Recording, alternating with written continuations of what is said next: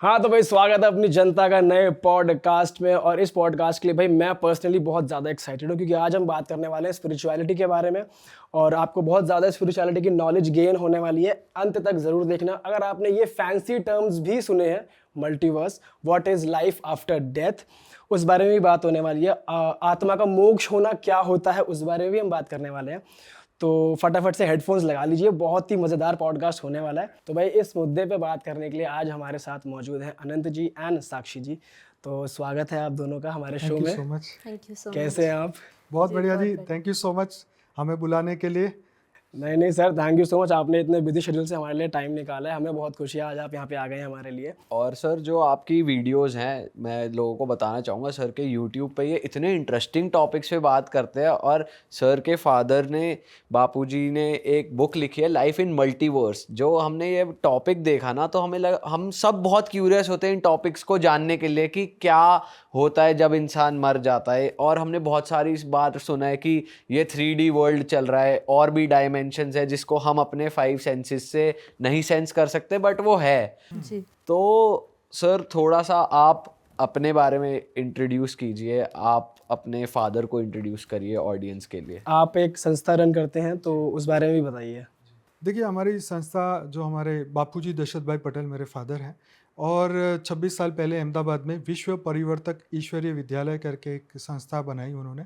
और तब से वहाँ पे वो ध्यान, मेडिटेशन और जो वेद और शास्त्रों का जो ज्ञान है वो सिखाना उन्होंने शुरू किया। तो उन्होंने इतनी तपस्या की है, इतनी तपस्या, मतलब वो अभी भी साल में सिर्फ एक ही बार पब्लिकली मिलते हैं, पर्सनली किसी से भी नहीं मिलते। और ये ज्ञान जो है उनके अंदर ये इमर्ज हुआ, उनको दिव्य दृष्टि के द्वारा उन्होंने पूरे अनंत ब्रह्मांडों को देखा। और जब मैं उस वक्त कॉलेज में था, मुझे याद है। सर मैं थोड़ा सा आपको कट करूँगा। द्रव्य दृष्टि के थ्रू अनंत ब्रह्मांड को देखा, इसका मतलब थोड़ा सरल भाषा में समझाइए। जी, तो अनंत ब्रह्मांडों को मतलब जैसे हम देखते हैं ना कि ये सोलर सिस्टम, राइट, गैलेक्सी। आज से 20 साल पहले अगर हमें कोई बोले कि ब्रह्मांड में कितनी, पूरे यूनिवर्स में कितनी गैलेक्सी है, तो कोई 1,00,000-2,00,000 से ज़्यादा नहीं बोल सकता था, क्योंकि कैमरे ने इतना बताया नहीं था। लेकिन अब जो पता चला कि ऐसे तो अनंत गैलेक्सियाँ हैं, राइट, हमारे यूनिवर्स में। और ऐसे कई यूनिवर्सेस जब बापूजी ने अपनी दिव्य दृष्टि से देखे, तो उनको पता चला कि ये तो सब मृत्युलोक है। जैसे हमारा यहाँ पे मृत्युलोक चल रहा है, ऐसे अनंत ब्रह्मांडों में ये मृत्युलोक चल रहा है, और यहाँ पे आत्माएं फंसी हुई है। उन्होंने बताया कि देवता, दानव, यक्ष, किन्नर सभी धरती पर आके मनुष्य बन चुके हैं। और जो हम देखते हैं 33 कोटि देवताएं, वो भी अभी धरती पर है। काफ़ी सारे, जो जैसे 50% आत्माएं फॉर एग्जांपल, वो सूक्ष्म जगत में है। जबकि सूक्ष्म जगत मतलब आप समझिए कि ये धरती लोक है, ठीक है, ये भूलोक है।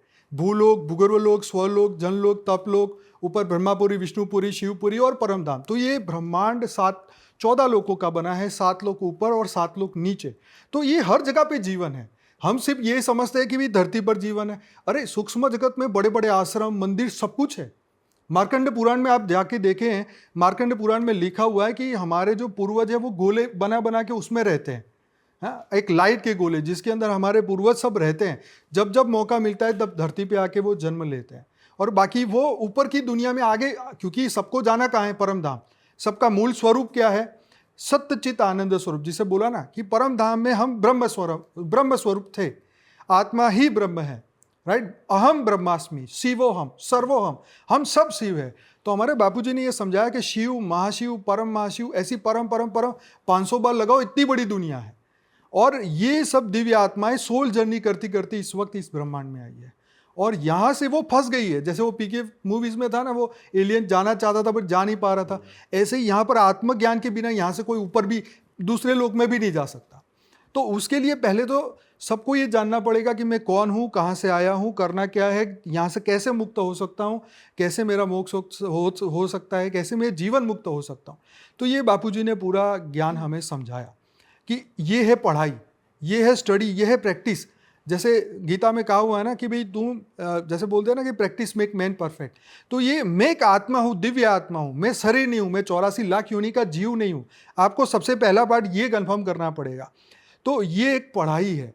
ये पढ़ाई में आपको धीरे धीरे अपने स्वरूप को जानना पड़ेगा, उस पर विश्वास लाना पड़ेगा, तभी आपका अंत मते सो गति, मतलब मृत्यु के समय पे आप जो सोचोगे ऐसी ही गति आपकी होगी।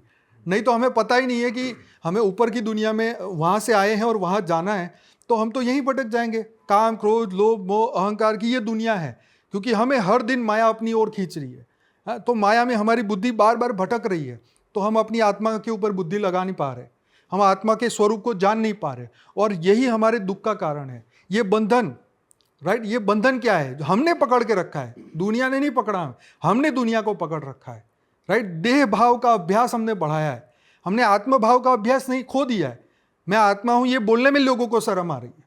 मैं दिव्य आत्मा हूं, चैतन्य आत्मा हूं, परम परम परम आत्मा हूं, कोई नहीं बोलता। और यही तो सबसे बड़ा दुख का कारण है, क्योंकि हमने इस बंधन को स्वीकार किया है, हमने इस देह को स्वीकार किया है, इसलिए बुद्धि यहाँ रह जाती है और हम दुनिया को नहीं छोड़ पाते। जैसे शंकराचार्य जी ने कहा ना कि ब्रह्म सत्य जगत मिथ्या, जगत मिथ्या है, पर हम माने तो ना, हमें तो यही सच दिखाई दे रहा है, क्योंकि सभी लोग ये बोल रहे हैं कि अरे मेरे को तो ये करना है, ये करना है, बड़ा बनना है, बड़ा बनना है। पर कितना बड़ा बनना है? अरे तुम्हारा वास्तविक स्वरूप ही इतना बड़ा है, पर तुम अपने आप को एक मानव, एक मनुष्य मान लो। यही बड़ा दुख का कारण है। बापूजी ने देखा कि ये पूरा अंधकार पूरा मृत्युलोक में फैला हुआ है, और ऐसे अनंत बार प्रलय, कल्प प्रलय, अर्थ प्रलय, महाकल्प प्रलय हो चुके इस धरती पे, तो भी आंखें नहीं खुल रही, तो भी कोई बोल नहीं रहा, तो भी कोई सत्य को समझ नहीं रहा कि मैं कब तक फंसूंगा भाई। अभी मिल रहा हूँ, अभी सब कुछ खुश है, लेकिन जैसे कोरोना का समय में कैसे सब सब घर में फंस गए ना। तो फिर यही ये मृत्युलोक है। अगर ऐसे अनंत ब्रह्मांडों में देखो 2 गैलेक्सियाँ टकरा रही है, मतलब वो अब खत्म होने को है। अब वहाँ के जो परम महाशिव है उसको फिर बनाएंगे, नई गैलेक्सी बनेगी, नए ब्रह्मांड बनेंगे। शिव अनंत आनंद शिव है, वो नई दुनिया बनाएंगे, उनके अंदर से फिर से रचना होगी, फिर आत्माएं मुक्त होगी, फिर वो सोल जर्नी शुरू करेंगे। तो ये सोल जर्नी चलती ही रहती है।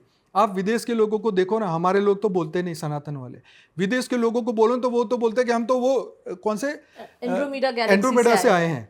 बोलो, उनको बोलने में कोई शर्म नहीं कि हम एंड्रोमेडा से आए, हम दूसरी गैलेक्सी से आए। बताओ जी, मैं इसमें थोड़ा सा आपको देखिए ऐड करके समझाती हूँ। जब बापूजी ने ज्ञान उतारा है ना, हमारे जो कहा दिव्य दृष्टि से उतारा है, ठीक है। अब ये दिव्य दृष्टि से उन्होंने ये सारी, पहले बहुत तपस्या करी है उन्होंने, ठीक है, घंटों घंटों दिनों दिनों उन्होंने तपस्या करी है। एक बंद कमरे में ऊपर की दुनिया देखने का उन्होंने आत्मस्वरूप धारण किया, अपने आप को जाना कि भाई मैं ये, जैसे उन्होंने कहा अभी अनंत ने कि भाई हम ये शरीर नहीं, देह नहीं, मन बुद्धि नहीं, हम दिव्य आत्मा है, चेतन आत्मा है। तो उन्होंने सबसे पहले अपने ऊपर काम किया, फिर उन्होंने वेद शास्त्र पुराण सारे उन्होंने पढ़े, फिर उसके अंदर उन्होंने एक शब्द पढ़ा था, एक लाइन पढ़ी थी कि अनंता अनंत ब्रह्मांड बनते हैं बिगड़ते हैं।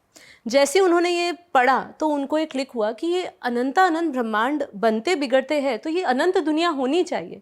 तो जब उन्होंने आत्मस्वरूप धारण किया, फिर उनको दिव्य दृष्टि प्राप्त हुई, उन्होंने अपने ही स्वरूप का साक्षात्कार किया और उन्होंने उस दुनिया को देखा, ऊपर की दुनिया को देखा, मतलब जो दुनिया इन आँखों से नहीं देख सकते। जैसे अभी स्पिरिचुअलिटी एक्चुअली है क्या?